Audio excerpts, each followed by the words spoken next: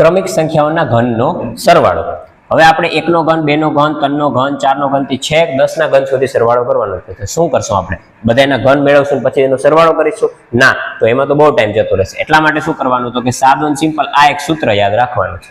શું છે તો કે n નો ઘન કૌંસમાં n વત્તા 1 નો આખાનો ઘન વર્ગ અને ભાગ્યા 4।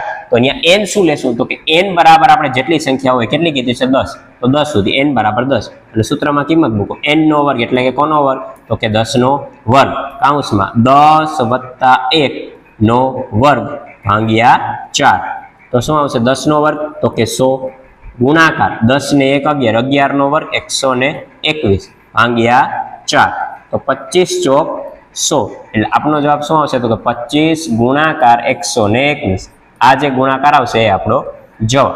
હવે તમારે કરવાનો છે 1 નો ઘન 2 નો ઘન 3 નો ઘન થી છેક 7 ના ઘન સુધી। આનો જવાબ તમે મને કમેન્ટમાં કરીને જણાવો।